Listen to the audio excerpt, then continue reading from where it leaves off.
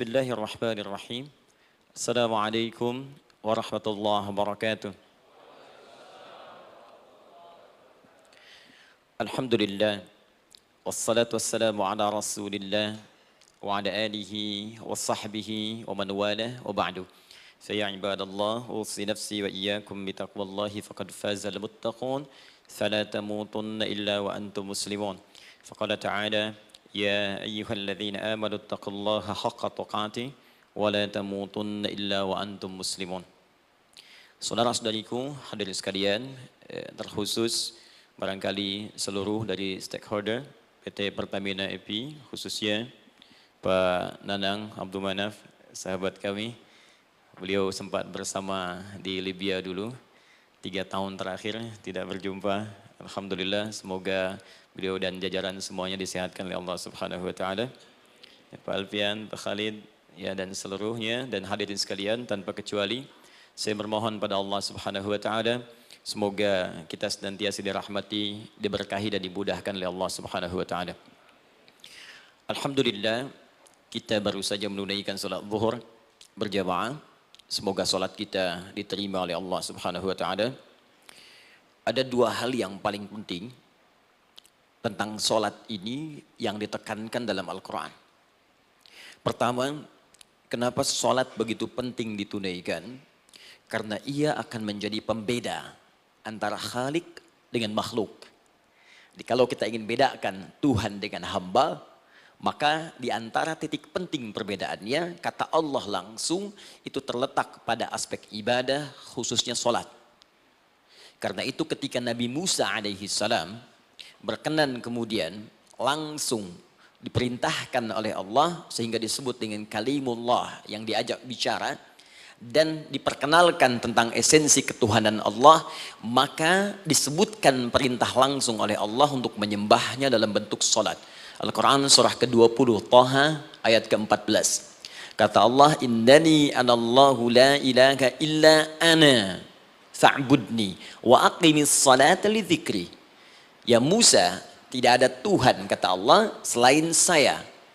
Ya, maka jika engkau telah tahu saya Tuhan, bedanya Tuhan dengan makhluk, fa'budni, maka kewajiban engkau sebagai makhluk menyembah saya. Bagaimana caranya ya Allah, kata Musa? Kata Allah, wa aqimis salata, rahmatullah. Wa aqimis salata li dzikri. Maka cara menyembahku itu adalah dengan salat. Karena itu semua nabi dan rasul, bahkan sebelum Nabi Muhammad SAW, diperintahkan oleh Allah untuk mengajak umatnya seluruhnya untuk salat. Ya, Nabi Isa alaihissalam salat. Anda buka Quran surah 19 Maryam ayat 31 sampai 33. Nabi Ismail alaihissalam, ya kakeknya Nabi ke-29, salat. Bahkan meminta keluarganya salat. Quran surah ke-19 ayat 55. Wa kana ya'muru ahlahu bis salat. Nabi Zakaria, saudaranya Imran, salat. Quran surah ketiga, ya, ayat ke-38 sampai dengan 39. Ayat 39-nya tegas mengatakan, fanadathu malaika wa huwa qa'imun yusalli fil mihrab. Jadi kalau kita urutkan dari Nabi Muhammad sallallahu alaihi wasallam sampai Nabi Adam alaihissalam, semua menunaikan salat kepada Allah Subhanahu wa taala. Ya, Muhammad bin Abdullah bin Abdul Muttalib bin Hashim bin Abdul Manaf bin Qusay bin Murrah bin Kilab bin Ka'ab bin Ghalib bin Fihir bin Malik bin Nadar bin Kinana bin Khuzaimah bin Mudrikah bin Ilyas bin Nizar bin Mudar bin Ma'ad bin Adnan bin Addi bin Adri bin Muqawwam bin Nagur bin Tarikh bin Ya'rub bin Yasjub bin Nabit bin Ismail alaihissalam bin Ibrahim alaihissalam bin Azar atau bin Nahur bin Abir bin Kinan bin Arfakhshad bin Sam bin Nuh alaihissalam bin Mihlail Matushala bin Kinan bin Anwas bin Thith bin Adam alaihissalam. Dari Nabi Muhammad SAW sampai Nabi Adam semua salat. Coba ulangi. Nanti dalil singkatnya dari Quran surah keempat ayat 163, paling kiri sebelah atas di mushaf. Inna auhayna ilaika kama auhayna ila Nuhin wan nabiyina min ba'di. Muhammad, apa yang kami telah wahyukan kepadamu sudah pernah pula kami sampaikan kepada Nuh alaihissalam dan nabi-nabi setelahnya. Kenapa tidak disebutkan Adam sebelumnya? Karena Adam itu nabi bukan rasul. Nabi diberikan risalah untuk pribadi dan kalangan dekatnya, rasul diberikan risalah tugas untuk mengajak umat. Kenapa Nabi Adam bukan rasul? Karena zaman Nabi Adam belum ada umat. Siapa yang mau diajak? Ya? Ini bagian pertama. Jadi kalau kita hari ini masih mendapat kesempatan sholat, alhamdulillah, ini artinya sampai hari ini kita masih benar-benar manusia. Kan kalau ada orang yang kemudian tidak mau beribadah apalagi sholat, terkhusus ketika dia beriman, maka penting dipertanyakan, masihkah ada iman dalam dirinya? Karena itu kata Allah dalam Al-Quran, surah ke-8 ayat yang kedua, aku akan perdengarkan namaku, sehingga ketika disebutkan itu, kita bisa menguji adakah getaran iman dalam jiwa kita. Quran surah 8 Al-Anfal ayat kedua. Innamal mu'minuna alladzina idza dzukirallahu wajilat qulubuhum. Sungguh orang yang masih punya iman itu, kalau diperdengarkan nama Allah kepadanya, akan ada getaran dalam jiwanya. Karena itu setiap hari 5 kali diperdengarkan nama Allah. Untuk menguji di jiwa kita masih ada iman tidak? Bahkan dari bangun tidur, bayangkan waktunya dibagi sempurna persis. Dari mulai subuh baru bangun, menjelang ke siang, mau berakhir siang ke sore, sore pindah ke maghrib, hilang kemudian muncul gelap malam. 5 kali persis dibagi waktu. Diperdengarkan untuk menguji, kira-kira setelah subuh siang masih ada nggak iman? Sore masih ada nggak? Ya Allahu Akbar, Allahu Akbar. Karena itu kalau iman masih ada melekat di jiwa kita, demi Allah saya katakan, begitu kita mendengar suara azan, pasti hati kita akan mengatakan, Allahu Akbar, Allahu Akbar. Wih, sudah azan ya? Pernah begitu? Ya, walaupun mungkin setelah selesai, La ilaha illallah, baru azan, belum qomat. Ya, itu normal, gak apa-apa. Yang penting iman masih ada. Nah, ini menunjukkan ada getaran dalam jiwa. Satu itu. Yang kedua, ini yang jarang dimanfaatkan teman-teman. Jadi seringkali sholat dimaknai pada ibadah formal bagian pertama saja. Adapun yang keduanya, ini yang jarang digali. Padahal sekali saja dalam sehari, itu 5 kali Allah menunggu kita. Ternyata sholat itu satu-satunya wasilah ibadah yang disebutkan dalam Al-Quran untuk langsung memohonkan semua kebutuhan yang kita rasakan. Bahkan sebelum kita diminta sholat, itu kalimat pertamanya bukan ibadahnya. Kata Allah, kau punya masalah apa? Sedang butuh apa? Sedang punya problem apa? Buka Quran surah kedua Al-Baqarah ayat ke-45 sampai 46. Paling kanan pertengahan di usad. Wasta'inu bis-sabri was-salah. Perhatikan kalimatnya, indah sekali. Ya Allah menempatkan sholatnya bagian kedua. Kata Allah, wasta'inu, hei hambaku, jika kalian punya persoalan dalam kehidupan, maka, perhatikan kalimatnya baik-baik, wasta'inu, mintakan solusinya kepadaku. Jadi kalau sedang punya masalah, bukan bikin status, gak akan selesai. Sedang eksplorasi minyak, gak keluar-keluar, bikin status. Duh, susah sekali yang ngebornya, gak akan selesai. Jalan macet, bikin status. Jakarta macet, ya, gak akan selesai. Ya, apa yang harus dilakukan kata Allah? Jika Anda beriman kepadaku, yakin denganku, maka wasta'inu, punya persoalan minta kepada Allah. Caranya bagaimana? Satu, bis-sabri, terima dulu masalah itu, jangan dikeluhkan. Kaidah lain muncul, karena mustahil saya akan titipkan persoalan kalau tidak Anda mampu mengatasinya. Kaidah Quran surah kedua ayat 286, kita hafal ayatnya. La yukallifullahu nafsan illa usaha. Perhatikan kaidahnya. Allah tidak mungkin menguji seorang hamba di luar batas kemampuannya. Jadi kalau kita sedang punya ujian di rumah kah, pekerjaan kah, kehidupan sosial kah, sebesar apapun ujian itu kata Allah, memang karena Anda yang sanggup. Kalau nggak sanggup gak akan diuji. Di ujian itu berbanding lurus dengan kemampuan. Mustahil seorang hamba diuji di luar batas kemampuannya.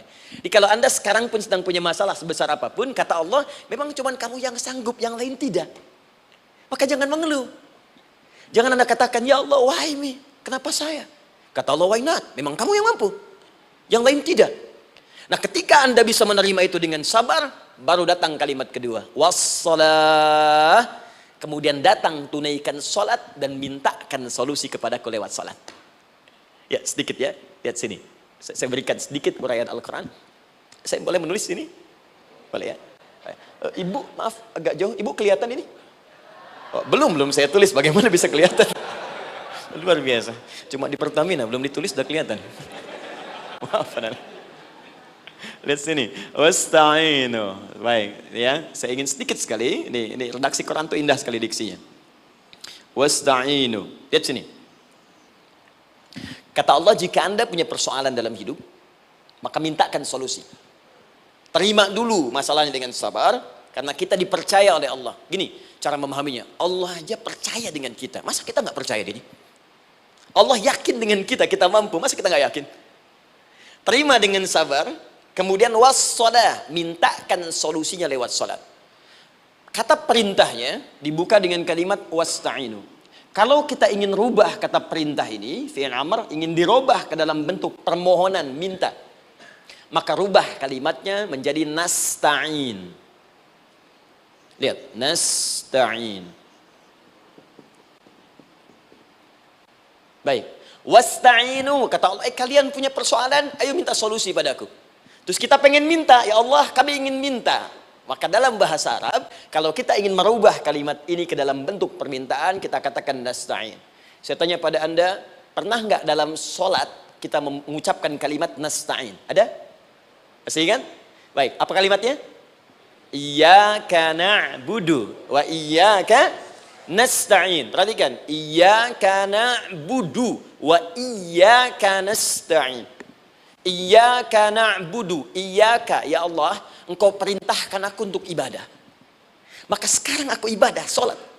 Hanya kepadamu saja. Kan kata Allah, kamu sholat. Terus kita katakan, iyyaka na'budu. Sekarang kami sholat, ya Allah. Nama lain sholat itu ibadah. Kalau kita ibadah, na'budu. Dari mana tahunnya nama lain sholat ibadah? Quran surah ke-20 ayat ke-14. Fa'budni wa aqimis sholat li dzikri. Ibadah kepadaku, caranya sholat.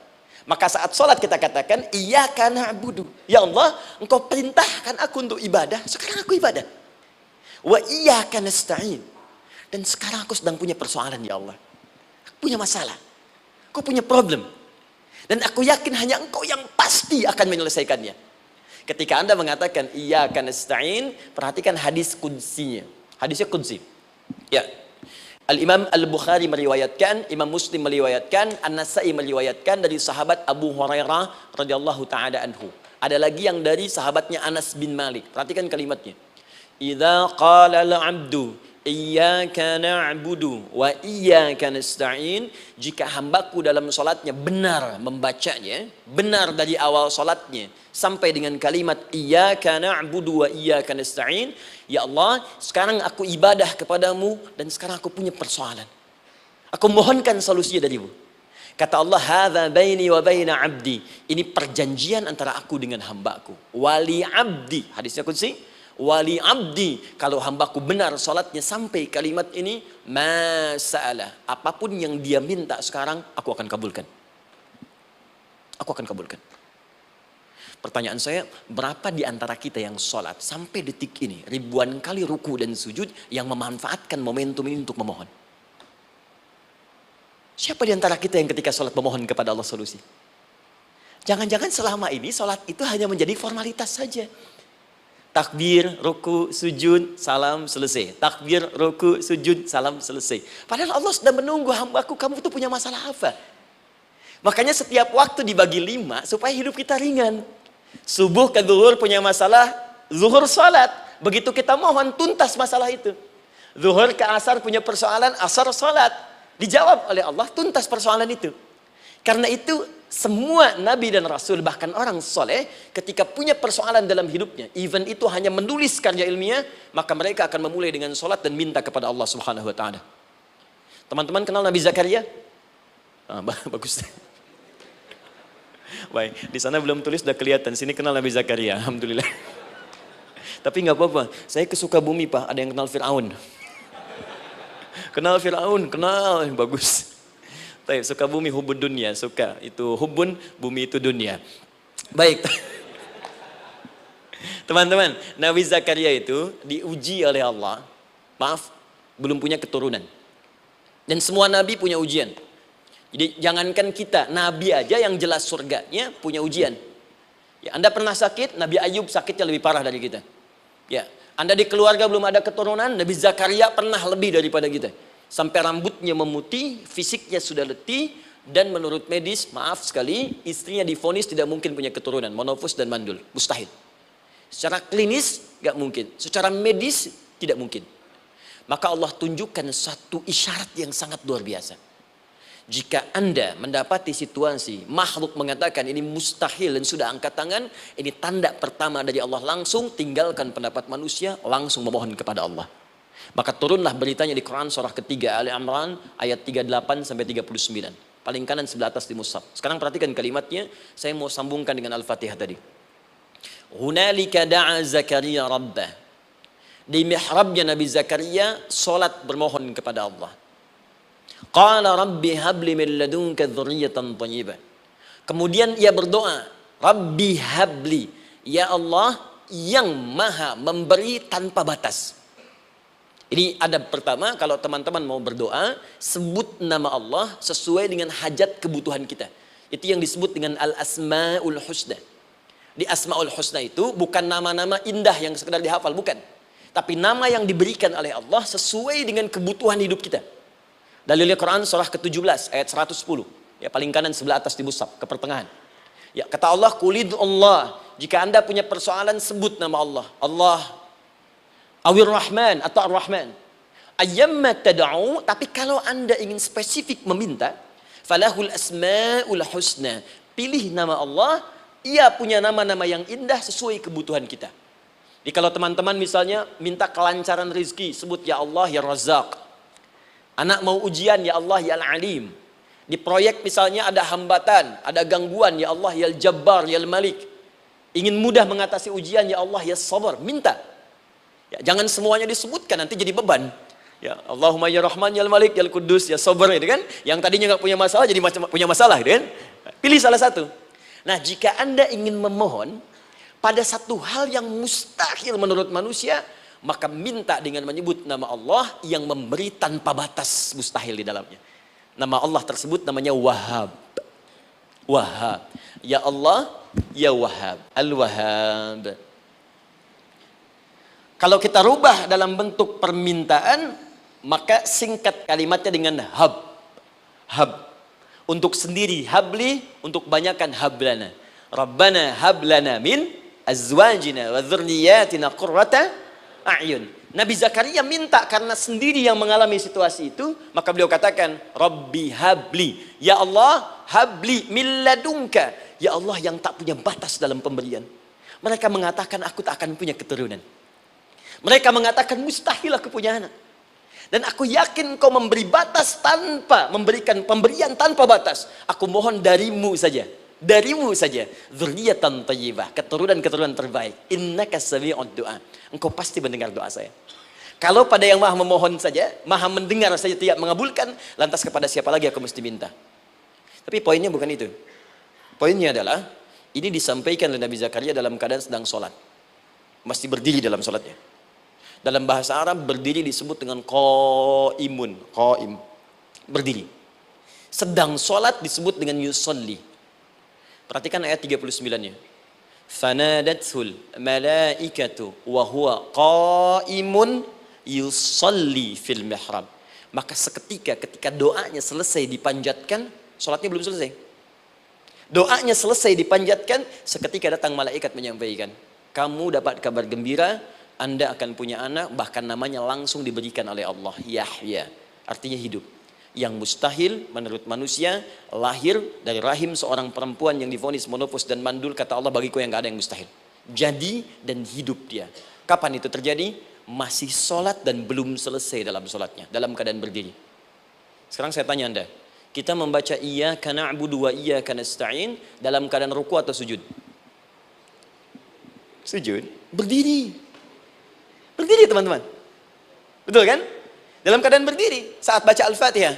Iyyaka na'budu wa saat kita mengatakan wa iyyaka nasta'in, Allah balik bertanya, apa yang kamu butuhkan? Nabi Zakaria itu sholat dulu baru minta. Kita umat Nabi Muhammad karena keutamaan nabinya, sebelum sholat dah ditunggu. Butuh apa? Mau minta apa? Karena itu saya ingin katakan, ayo manfaatkan momentum sholat ini. Jangan sekedar kita kemudian tunaikan formalitas, tapi kita tidak mendapatkan keuntungannya. Ayo, semuanya. Dari mulai takbir sudah ada doa. Ruku ada doa. Bahkan sujud kita bisa perbanyak dalam bahasa hati kita untuk memohon kepada Allah Subhanahu Wa Taala. Jelas sampai di sini? Baik. Mudah-mudahan insya Allah doa kita dikabulkan oleh Allah Subhanahu Wa Taala. Ini baru mukaddimah, kita belum mulai. Ini pengantar. Tema kita hari ini tentang Al-Quran. Dan mudah-mudahan kita diberikan insya Allah kelancaran untuk bahasan kita. Dan topik ini insya Allah akan memberikan banyak manfaat dari apa yang kita kerjakan dalam keseharian kita. Saya mohon izin untuk melambatkan bacaan karena tadi hanya mengantarkan saja. Teman-teman, kenapa mesti Al-Quran? Apa esensi Al-Quran? Dan kenapa Al-Quran diwahyukan pada Nabi Muhammad SAW? Apakah khusus untuk sekedar dibaca?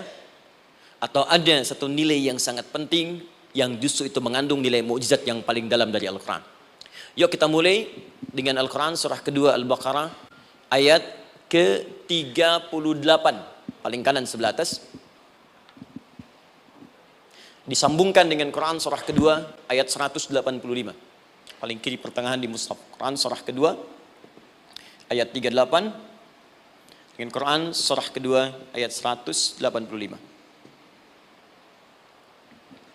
Saya mulai dari kisah Nabi Adam, saya pelan-pelan.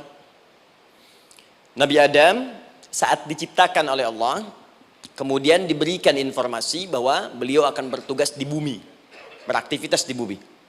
Disampaikan di Quran surah kedua ayat 30, paling kiri sebelah atas. Wa idh qala rabbuka lil malaikati inni ja'ilun fil ardi khalifah. Kata Allah, dan pelajari, ingat ketika kami menyampaikan pada para malaikat, kami akan menugaskan satu makhluk, manusia namanya Adam, di bumi tugasnya. Untuk menjalani hidup di bumi. Nah, secara singkat, setelah Nabi Adam turun ke bumi, di awal masa bersama Sayyidah Hawa, ya alaihi wassalam, maka ternyata bersamaan dengan turunnya Adam dan Hawa ke bumi itu, mereka berdua dibekali petunjuk. Yang dengan petunjuk itu, ini yang dahsyat. Allah jamin semua aktivitas hidupnya, dari mulai yang sederhana sampai yang kompleks, pasti jika diikuti petunjuk ini, dia akan senang menjalaninya dan akan tenang mendapatkan hasilnya. Ya, perhatikan kalimatnya. Quran surah kedua ayat 38. Fokus.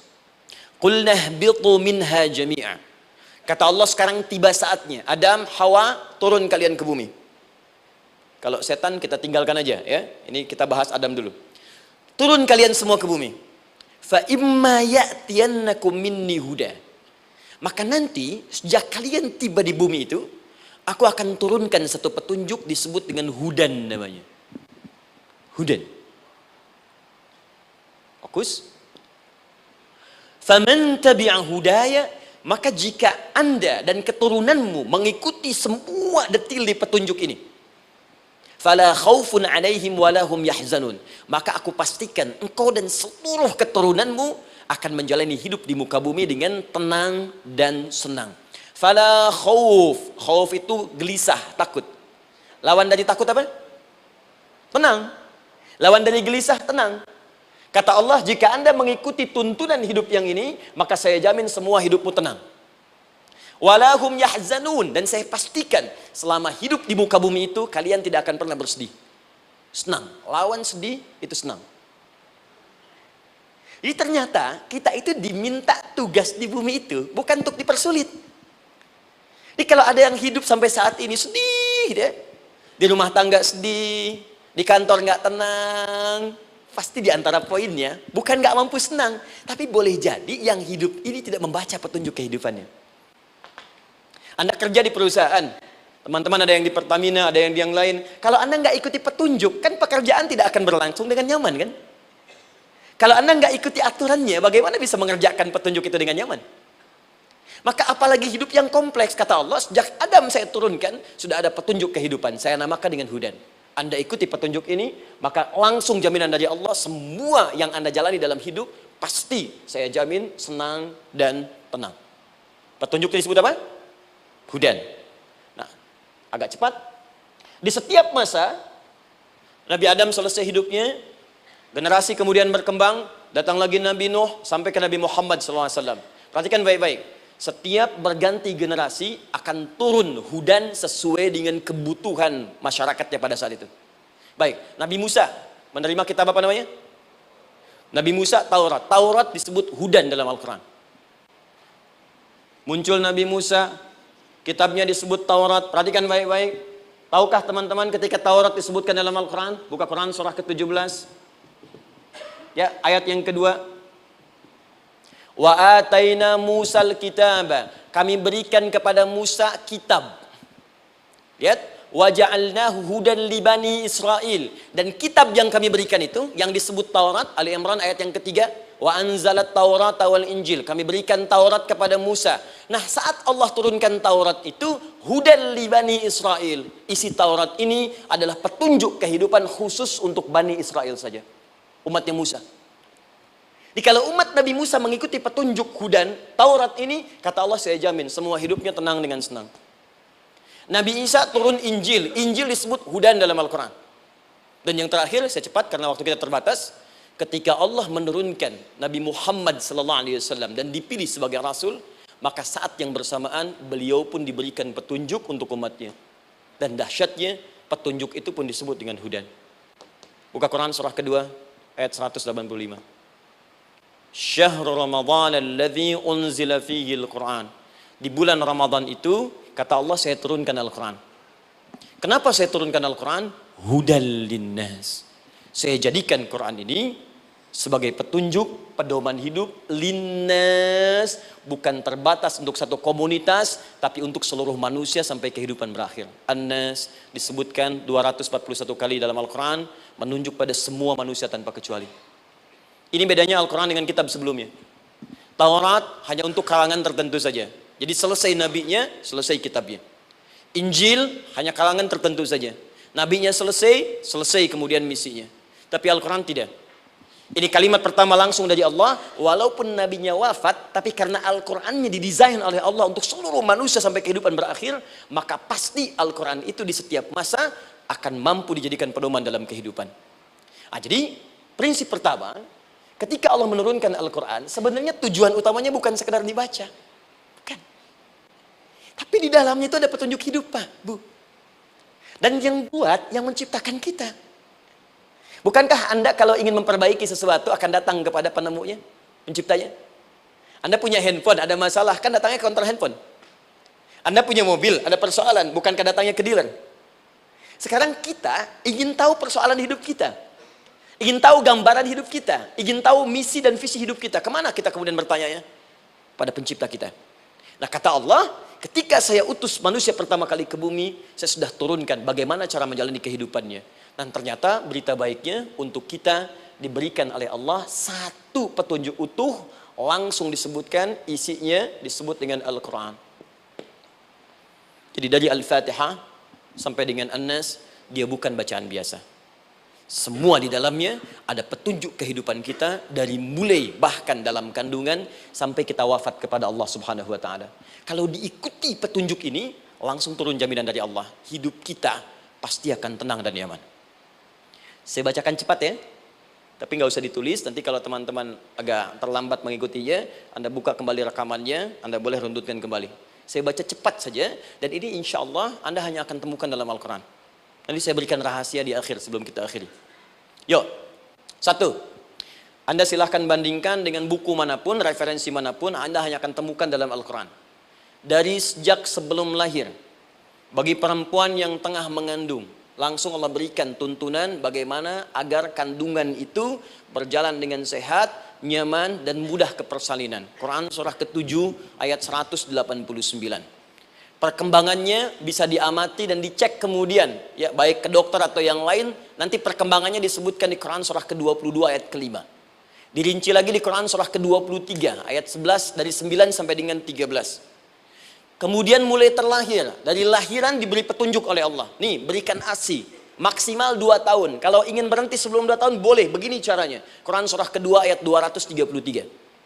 Dari sampai usia 2 tahun, menjelang balik, kata Allah berikan 4 pendidikan dini. Ini turunannya, disebutkan 1, 2, 3, 4. Jika Anda ajarkan ini, maka anak ini akan tumbuh. 1, dekat dengan Allah.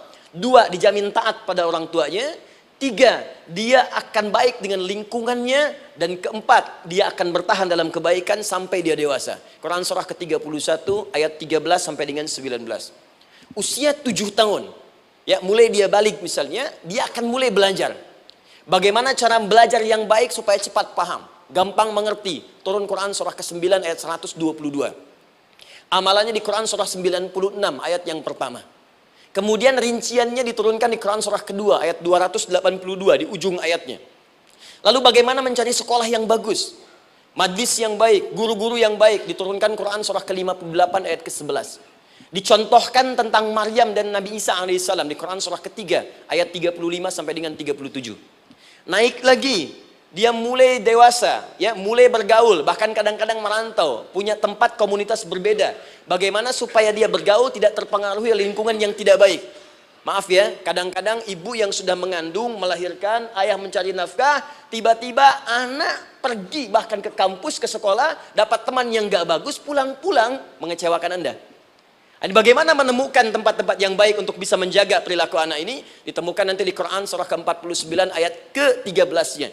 Dirinci perkembangannya di Quran surah ke-12 Yusuf ayat 2 sampai dengan ayat 29-nya. Sampai ketika dia akan mulai kemudian menikah. Kata Allah, pilih pasangan yang baik dengan ta'aruf, berikan mahar yang sempurna. Quran surah ke-4 ayat ke-4. Kemudian dia mulai menikah. Kata Allah, sebelum menikah, pelajari dulu fikih nikah. Banyak orang yang menikah tapi karena tidak belajar tentang persoalan rumah tangga, apa yang akan terjadi di rumah tangganya. Detil Pak, Bu. Kata Allah, ini kalau kamu berbuat begini akan ada miskomunikasi. Kalau ada miskomunikasi persoalannya akan begini, solusinya begini. Maka diturunkan dasarnya di Quran surah ke-30 ayat 21, detilnya di Quran surah ke-4 ayat 34 sampai dengan 35. Paling kiri sebelah atas sampai dengan ke tengahnya. Anda berlanjut, diterangkan oleh Allah, hei, tugas suami saat mulai pertama kali menikah, maka tugas yang pertama siapkan untuk mencari nafkah. Bagaimana caranya ya Allah? Diturunkan oleh Allah. Satu, jangan takut kehilangan rezeki. Jangan pernah mencuri, jangan pernah ngambil punya orang, karena punya kamu akan saya berikan sempurna. Kamu ngambil punya orang, maka kamu akan menyulitkan diri sendiri. Itu akan dikembalikan pada yang berhak. Ya, turun Quran surah ke-51 ayat 22. Dirinci, begini cara nyarinya. Quran surah kedua ayat 168. Kalau Anda ingin cepat baru bergerak, rizkinya sudah dapat. Quran surah kedua ayat 172. Ada yang dahsyat, dia belum keluar, rizkinya yang mendatangi dia. Jadi nanti di Al-Quran ada 8 jenis rizki. Di antara yang paling hebat, ada yang belum Anda datang, rizkinya sudah menjemput. Ada orang mendatangi rizki, ada rizki mendatangi dia. Contoh, Al-Imam Asy-Syafi'i sedang berdiskusi dengan Imam Malik gurunya. Kata Imam Asy-Syafi'i, Syekh, rizki itu mesti saya cari dulu, baru kita dapat. Kata gurunya, ya Syafi'i, ada rizki yang cukup kita beramal dekat kepada Allah, dia akan datang tanpa kita cari dengan ikhtiar manusia.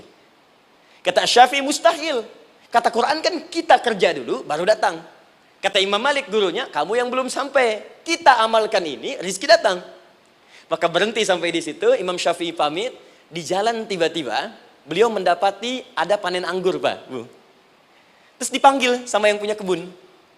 Ya, pemuda katanya, sini. Mau bantu nggak? Kalau kamu bantu, kami berikan anggurnya. Maka beliau bantu, panen, petik.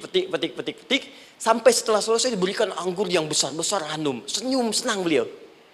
Ternyata senangnya bukan karena dapat anggur. Senangnya karena merasa pendapatnya benar. Kalau saya nggak bantu panen ini, nggak akan dapat saya anggur. Cuma karena saya bantu, saya diberi ini. Maka rasa senangnya inilah dibawa kemudian kepada gurunya, ingin laporan. Tapi perhatikan adabnya. Dia tidak mengatakan, guru, nih saya benar. Kalau saya nggak ikut panen, nggak dapat saya ini. Perhatikan kalimat Asy-Syafi'i. Guru, tadi saya di jalan, dipanggil oleh pemilik kebun, ikut panen anggur. Begitu saya bantu, saya diberikan anggur ini. Beliau tekankan dengan kalimat yang kencang pada kalimat, begitu saya bantu, saya dapat anggur ini. Imam Malik tersenyum mengatakan, Masya Allah Syafi'i, luar biasa. Ini siang begitu panasnya, tadi saya mau keluar ngajar, terfikir di benak saya, Allah, kalau ada anggur yang besar-besar, enak rasanya. Tiba-tiba kamu datang bawa anggur. Jadi Imam Syafi'i kerja dapat sesuatu, Imam Malik terfikir sesuatu, datang rezeki. Itu ada di Quran surah ke-7, teman-teman, ayat ke-96, paling kanan sebelah atas di mushafnya. Baik, teruskan dulu. Ya, Anda dalam mencari kerja, ingat, kalau Allah yang sampaikan pasti terjadi. Jangan dikira mudah. Kata Allah akan ada persaingan, akan ada kadang-kadang singgungan, akan ada tantangan, maka mulai petakan tantangan apa yang akan Anda lalui saat Anda mulai mencari nafkah itu. Maka turun Quran surah kedua ayat 214, paling kanan sebelah bawah. Am hasibtum an tadkhulul jannata. Hei, apa kamu mudah begitu saja mengira akan sukses dalam pekerjaanmu?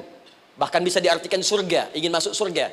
Walamma ya'tikum mathalul ladzina khalau min qablikum. Sebelum engkau diuji seperti orang sukses dulu pernah sukses. Lihat mereka. Enggak ada orang sukses yang instan. Cuman balikan telapak tangan dapat, tidak. Kata Allah, lihat orang-orang dulu. Lihat orang-orang hebat dulu, bagaimana mereka bisa kaya, bisa sukses, bisa punya posisi. Masat umul ba'sa, petakan olehmu tantangan apa yang akan dihadapi saat engkau bekerja itu. Satu, kata Allah ba'sun, ada yang ringan. Ya, ba's. Ba'sa jamak dari kata ba'sun. Dua, dara. Dia sudah menengah, jamak dari kata durun. Tiga, zilzal. Ini yang paling tinggi puncaknya. Jadi kalau Anda sudah mendapatkan ini, yakinlah, berarti Anda akan mendapatkan posisi yang tinggi. Karena mustahil orang besar diuji dengan ujian yang kecil. Zilzal, ini bagian ketiga. Ba'sa, ba'sun, mulai. Kira-kira tantangan-tantangan ringan apa saja yang akan Anda hadapi? Ya, kalau saya contohkan misalnya dengan contoh yang lain singkat, Anda mau ke masjid, ingin konsisten, mulai hijrah, ingin dekat dengan Allah, tiba-tiba yang tadinya nggak mau ke masjid, mulai ke masjid, diuji dengan hujan. Yang kecil, rintik-rintik, shower. Begitu hujan, orang Arab mengatakan kalau hujannya bisa lewat tanpa payung pun, orang Arab mengatakan la ba'sa. La ba'sa ini ringan. Orang kita sambungin, labas. Dari bahasa Arab, lewat. Nah, jadi kalau Anda mau berangkat nih, siap bekerja, siap hadapi tantangan. Baru mau lewat hujan kecil, berarti itu tantangan kecil kita lewati. Macet, petakan, cari jalan yang kemudian sempurna, jalan yang kosong, buka Google-nya, buka Waze-nya, buka map-nya, cari. Jadi kalau pada yang kecil aja belum kita lewati, bagaimana mendapatkan yang besar?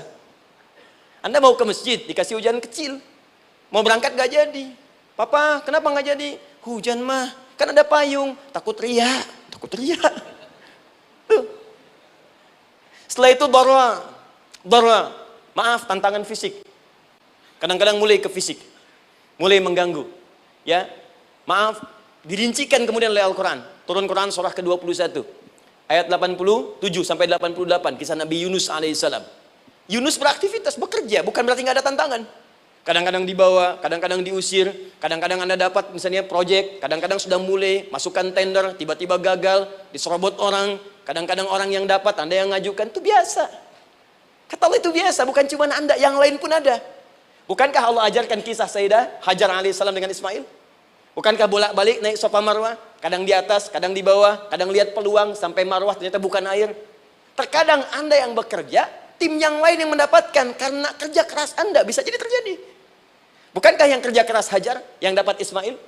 Mungkin Anda yang konsep yang dapat minyaknya orang lain. Mungkin Anda yang kerjakan yang suksesnya teman Anda, gak ada masalah. Dan itu kemudian akan bermanfaat bagi Anda. Tidak mungkin setiap keringat yang keluar dari diri kita mustahil kecuali akan melahirkan manfaat yang kembali pada diri kita. Tantangan. Tapi yang paling dahsyat ini yang gak ditemukan di sebagian referensi yang kita baca. Ketika Allah menjelaskan semua tahapan-tahapan tantangan ini sampai ke puncaknya zilzal. Zilzal itu kalau bahasa sekarang gempa. Ada ujian yang menggoncang hati kita. Ketika Anda kerjakan, ya Allah, tantangannya dahsyat. Kenapa mesti saya, ya Allah? Kau nggak selesai-selesai, ya Allah. Itu wajar, teman-teman. Itu biasa. Kata Allah, orang dulu saja mengatakan, mata nasrullah, kapan ini selesai? Berbahagialah kalau teman-teman sudah mendapatkan tantangan puncak yang paling tinggi ini. Ini artinya Allah sedang mempersiapkan Anda menjadi orang besar di kemudian hari. Dan cara mengatasinya diturunkan Quran surah ketiga ayat 142, paling kiri sebelah atas.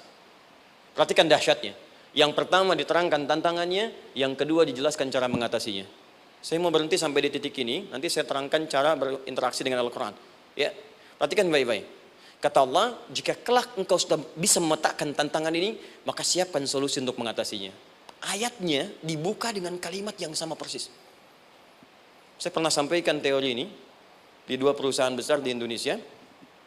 Yang pertama ada salah satu perusahaan, karena ini direkam saya nggak sebutkan perusahaannya, perusahaan otomotif besar sedang turun gratis, kemudian juga ada inflasi yang tinggi.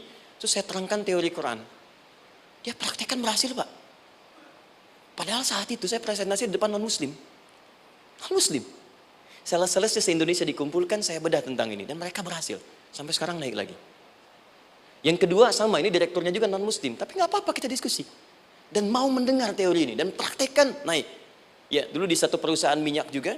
Sedang turun-turun, karyawan semua dikumpulkan. Lalu kita bahas tentang ini, kita terangkan. Yang ini yang paling menarik dari Al-Quran. Kalimatnya sama persis. Quran surah ketiga ayat 142. Am hasibtum an tadkhulul jannata. Apa Anda duga akan begitu mudah mendapatkan kesuksesan dalam hidup? Tolong fokus baik-baik. Jangan selalu mengartikan jannah dengan surga. Karena asal kata jannah itu artinya kesuksesan, kebahagiaan yang belum tampak. Surga, kenapa disebut dengan jannah? Karena itu puncak kebahagiaan kita yang belum nampak sekarang. Saya kasih rahasia ya. Ini di antara kita saja nih. Kalau ada kata jim dengan nun di depannya, itu pasti tidak nampak, tersembunyi. Apapun tambahannya. Ya, misal, jin kenapa disebut dengan jin? Karena memang ketika diciptakan, dia tidak tampak, tersembunyi. Lawannya ins, karena itu kita disebut ins, karena saat lahir kita tampak.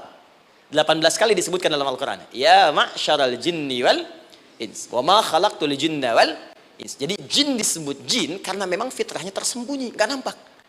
Jadi kalau ada jin melakukan penampakan, itu jin sedang kena masalah. Sedang keluar dari fitrah.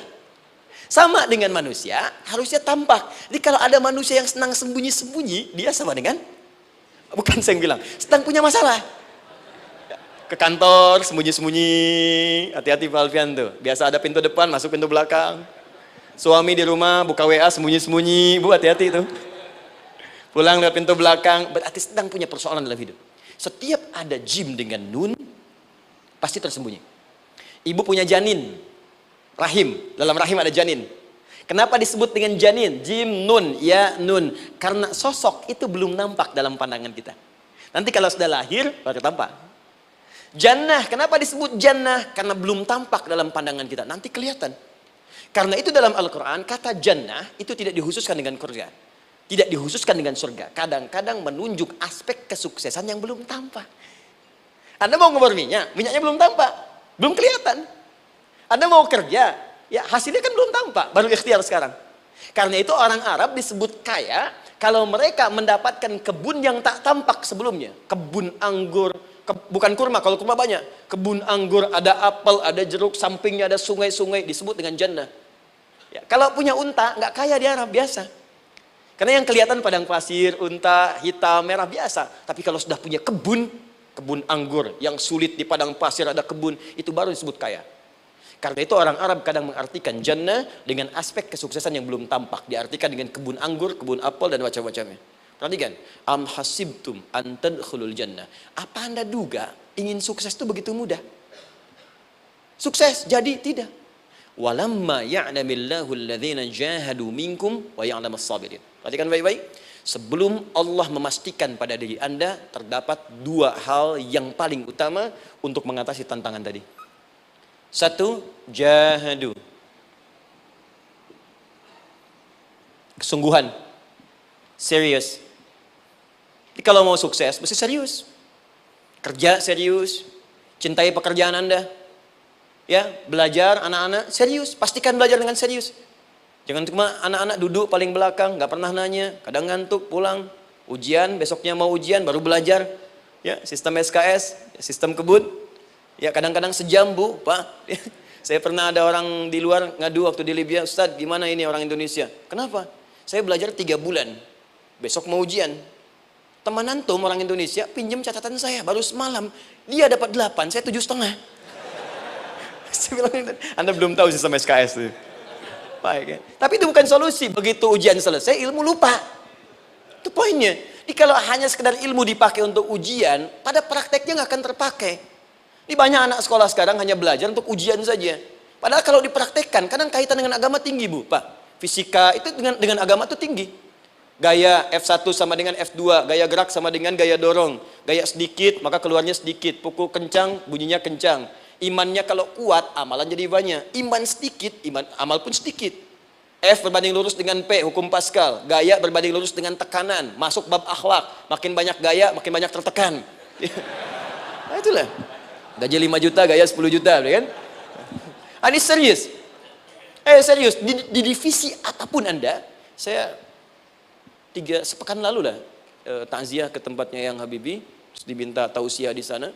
Dan saya perhatikan beliau termasuk yang paling serius ketika diberikan tugas apapun. Gak pernah diberikan amanah kecuali mencintai pekerjaan itu. Yang Habibie demikian. Ciri orang sukses itu serius. Tapi keseriusan itu, kata Allah petakan jadi 3 bagian lagi. Karena jahadu itu punya 3 turunan kata. Satu, keseriusan merencanakan, disebut ijtihad namanya. Punya rencana. Mappingnya apa? Stepnya apa? Oke, Anda ingin kerjakan sebuah proyek, baik, proyeknya berlangsung berapa lama?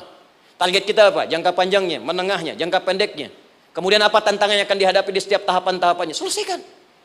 Bahkan saking pentingnya tahap perencanaan ini, ditunjukkan oleh Allah langsung lewat sholat. Teman-teman masih ingat sholat pertama yang kita kerjakan setiap hari, sholat apa namanya? Subuh. Apa artinya subuh? Tuh, ini masalahnya. Ini kata Al-Quran sendiri ya, kata Al-Quran sendiri. Nanti akan ditemukan orang yang ibadah tidak paham apa yang dikerjakan dan dilakukan dalam ibadahnya. Contoh sholat.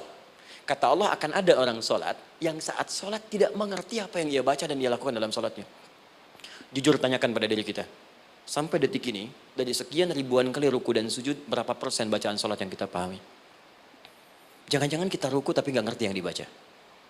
Sujud tak paham yang diungkapkan. Bagaimana bisa khusyuk? Mustahil. Maka kembali ke sini. Kenapa sholat pertama itu disebut dengan subuh? Teman-teman, ternyata semua nama sholat dari subuh sampai isya, plus bacaan dan gerakan dari takbir sampai salam, itu bukan sekedar gerakan semata. Semua ada artinya, ada maknanya. Dan diajarkan oleh Nabi langsung. Subuh disebut dengan subuh. Ada 2 kata. Satu, fajar. Quran surah ke-17 ayat 78. Inna Qur'an al-fajri kana mashhuda. Kedua, subuh di surat At-Takwir. Wasubhi idha tanaffas. Kenapa disebut fajar? Fajar itu pancaran positif, pancaran kebaikan. Jadi kalau yang baik disebut fajar. Kalau yang jelek disebut fujur. Fujur ada di Quran surah 91 ayat 7 sampai 8. Wa nafsi wa ma sawaha fa'alhamaha fujuraha wa taqwaha. Fujur itu rambatan, gelombang buruk yang muncul dari nafsu. Ya, ditembuskan ke elemen tubuh kita. Misal gini. Tiba-tiba pengen marah. Ya, di tubuh kita mengatakan melotot, maka ini ada pancaran di hati kita nyambung kemudian ke mata. Ini rambatan dari sini ke mata disebut fujur namanya. Mau ke tangan pukul, masuk ke tangan. Itu rambatannya disebut fujur namanya. Ya. Yang baiknya disebut fajar. Ya, misal saya ingin sholat, tiba-tiba hati mengatakan sudah azan, merambat ke kaki, cepat melangkah, cepat wudhu. Nah itu rambatannya disebut fajar namanya, atau infajar. Ini pasti ada, ya. Fujur nama lainnya nafsu. Disebutkan 115 kali dalam Al-Quran. Takwa, rambatan fajar, sumbernya takwa. Disebutkan 115 kali dalam Al-Quran. Di jiwa kita ada takwa, ada nafsu. Takwa yang dorong malaikat, disebutkan 88 kali dalam Al-Quran. Nafsu yang dorong setan, disebutkan sama 88 kali. Di setiap Anda akan mengerjakan satu hal, pasti akan yang mendorong pada yang baik, akan mencegah dari yang baik itu nafsu. Pasti itu. Pak Alfian mau tanda tangan proyek. Tiba-tiba disodorkan, Pak, ini Pak. Kok begini proyeknya? Perbaiki, karena ada yang nggak beres. Tapi fee-nya lumayan Pak, 1 miliar. Nggak bisa, jiwa takwa mengatakan jangan terima Pak. Bapak mengatakan maaf, ini jari tahiyat, gak akan pernah dipakai maksiat, perbaiki, datang lagi. Ini Pak, kok sama? Fee-nya diperbaiki Pak, 100 miliar. Nafsunya mulai berkata, terima. Takwanya bilang, jangan. Akhirnya beliau katakan, tangan tahiyat gak akan pernah dipakai maksiat. Tapi tunggu, saya istiqoroh dulu.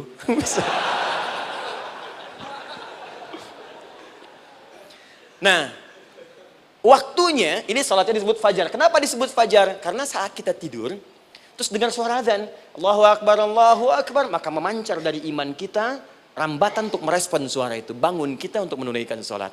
Waktunya disebut subuh. Kenapa disebut subuh? Dari kata asbah. Asbah itu artinya yang siap dengan rencana. Ya orang Islam tuh nggak ada yang bangun dari tidurnya kecuali punya rencana jelas yang akan dieksekusi di hari itu. Makanya sebelum kita bekerja mengeksekusi itu, kita datang menghadap Allah supaya Allah berikan kemudahan di setiap aktivitas kita.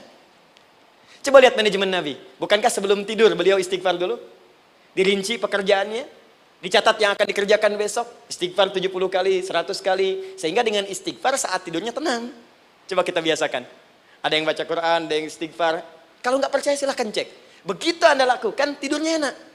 Besoknya rencana itu sudah siap. Makanya ketika bangun, siap jam 7 mau kemana, jam 8 ada di mana, jam 12 kerjakan apa. Sebelum mengerjakan itu, datang kepada Allah, sujud, ya Allah, saya punya rencana ini tolong mudahkan. Begitu caranya. Itu yang disebut dengan subuh. Nah, sekarang kembalikan, peta hidup kita mau seperti apa ke depan. Ijtihad. Yang kedua, kalau sudah jelas konsepnya, visinya sudah ada, maka jihad. Yang kedua jihad. Jihad itu eksekusinya, aksinya, actionnya, perjuangan fisiknya. Rencananya apa? Tahajud malam nanti. Bismillah. Jam berapa? 2:30. Baik, yuk kita mulai rencanakan. Eksekusi rencananya. Bagaimana cara kita bangun 2:30? Pasang alarm. Jam berapa alarm dipasang? 3 kali. Pertama 1:30, kedua 2 kurang 1/4, ketiga jam 2 lewat 1/4. Baik. Alarm pertama untuk mematikan alarm kedua. Alarm kedua matikan alarm ketiga. Ketiga siap-siap. Baik. Siap bangun. Jihad. Awas, ini penting ya, jihad itu jangan dipersempit maknanya kepada situasi peperangan saja, tidak.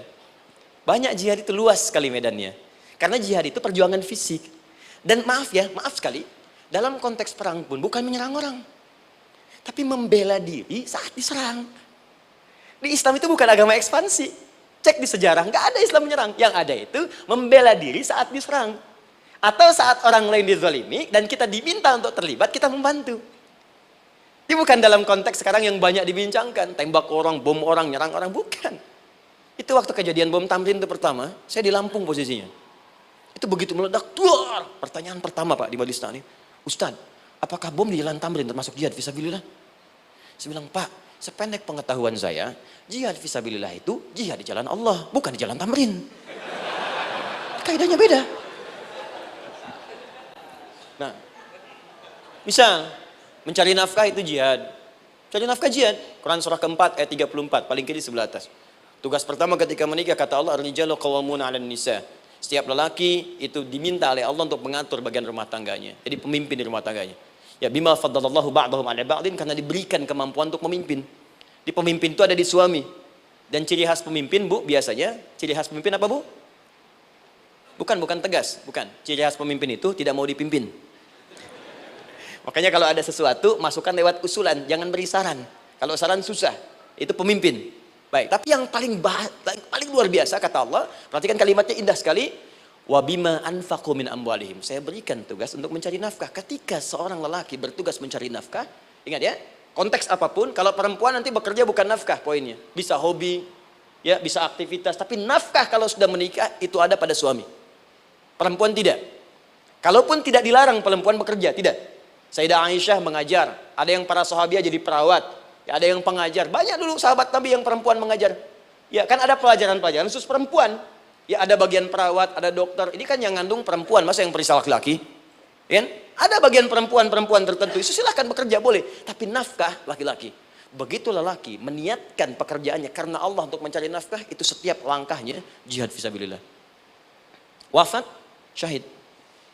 Maaf ya. Apakah selama Anda bekerja sudah diniatkan ibadah?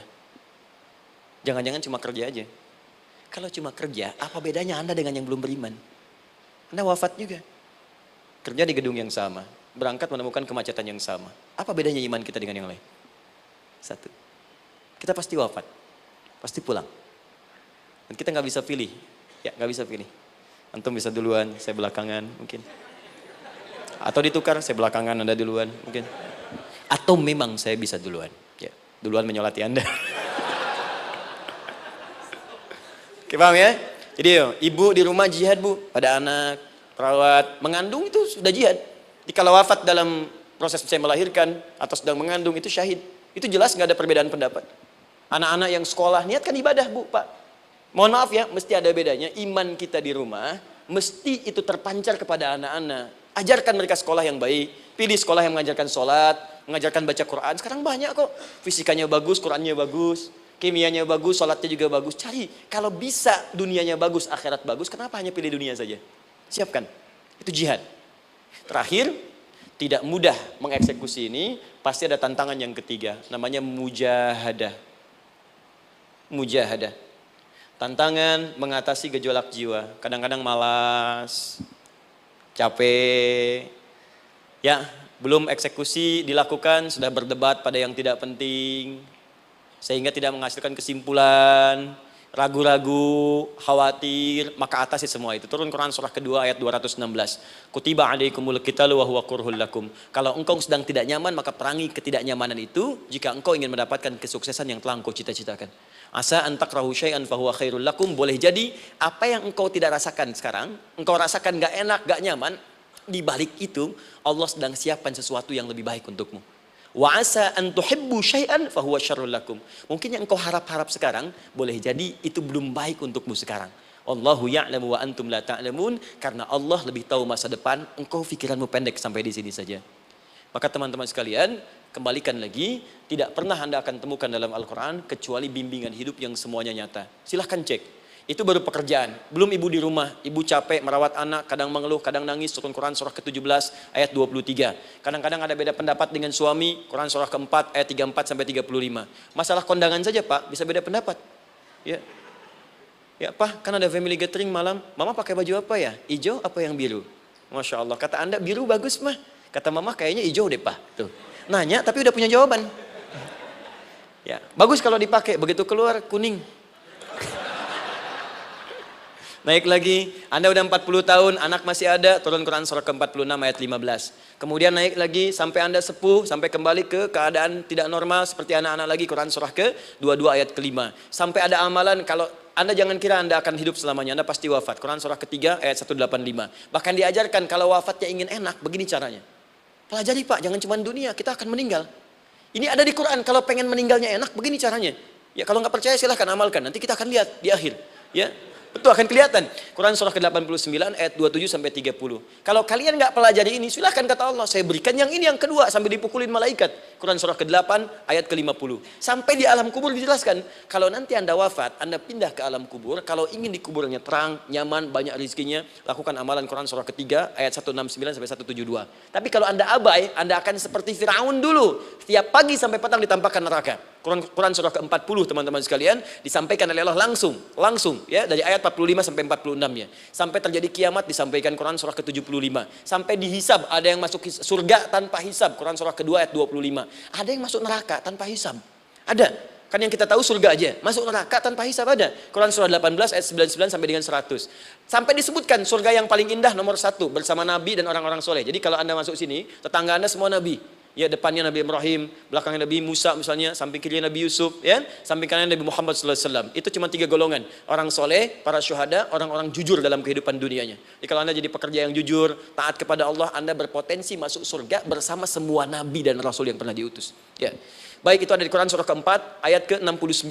Ada yang kedua di taman surga, Quran surah ke-51 ayat 15 sampai dengan 18. Ada yang surga seluas langit dan bumi, Quran surah ketiga ayat 133 sampai 134. Ada yang neraka yang biasa, ya, sebiasa-biasa nerakanya kebakar juga. Quran surah 4 ayat 56. Tingkat paling tinggi neraka jahanam untuk 2 golongan, munafik, ingat, munafik dan kafir. Jadi kalau Anda pun muslim, jauhi perbuatan munafik. Karena munafik akan mengantarkan langsung ke dalam neraka jahanam. Quran surah ke-4 ayat 140. Mana yang tidak ada? Mana yang nggak ada di Quran? Semua ada. Bisnis ada, ya, birokrasi ada, diplomasi ada, mengajar ada, ilmu ada. Karena itu saya mau tutup, jika kita ingin benar mengeluarkan petunjuk ini, seperti orang dulu pernah melakukannya, maka kata Allah melalui lisan Rasulullah, turun Quran surah ke-29 ayat ke-45. Satu ini aja kita kerjakan, insya Allah ini akan beda kita rasakan. Utslu ma wuhya ilaika minal kitab. Jika kalian kemudian hidup di muka bumi, maka keluarkanlah bimbingan dari Al-Quran sesuai dengan kebutuhan kita secara tematik. Utslu itu dari kata tilawah. Tilawah itu baca, pahami, amalkan. Karena itu setiap kita baca Al-Quran, di sampingnya pasti ada yang menerjemahkan supaya kita paham. Betul kan? Ketika ada yang baca Al-Quran, di sampingnya ada siapa? Ya, sari tilawah kan? Baik, sari tilawah itu bahasa Indonesia. Ya, sari, sebetulnya tilawah saja. Tapi mungkin saat yang menerjemahkan dulu pertama di Indonesia, namanya Bu Sari. Karena itu disebut sari tilawah. Ya, kalau Adi mungkin ada tilawah gitu kan? Nah, jadi teman-teman, caranya begini. Anda keluarkan sesuai kebutuhan. Enggak semua ayat Quran mesti kita kaji. Kalau mau dari awal, dari akhir, bagus. Kalau baca silahkan. Hatamkan, Nabi juga hatamkan. Tapi kalau Anda ingin ambil sesuai passion kita. Anda pebisnis, kenapa nggak mengeluarkan ayat bisnis di Quran? Teman-teman yang diperminyakan, keluarkan ayat-ayatnya ada. Quran surah At-Tur, surah 52 itu, keluarkan. Ya, wal bahrul masjur, Dan jika Anda akan melakukan eksplorasi di laut, carilah laut yang punya nih kualifikasi begini. Yang di bawahnya ada endapan tanah yang melahirkan api, kata Allah tuh. Itu potensial ada minyaknya. Kalau yang kerja di batu bara, turun Quran surah Fatir, surah 35 ayat 27 sampai 29. Ini jenisnya. Ada yang kelihatan dari jauh, ada yang harus digali, ada yang kelihatan dari jauhnya kelihatan hijau, ada kelihatan menghitam. Disebutkan langsung. Ada. Kenapa nggak Anda turunkan dalam bentuk-bentuk tematik yang itu bagian kita? Ada yang pokok, ada yang spesifik. Yang pokok tentang sholat, karena semua orang sholat. Tentang ayah. Anda jadi ayah berapa tahun? Kenapa nggak dikeluarkan di Quran ayat-ayat tentang ayah? Kenapa nggak dikeluarkan di Quran ayat-ayat tentang ibu? Jangan jauh-jauh dulu bicaranya. Tentang belajar. Nah, nanti eksekusinya, kalau mau cepat, buka kitabnya Al-Imam Al-Bukhari. Ada kitab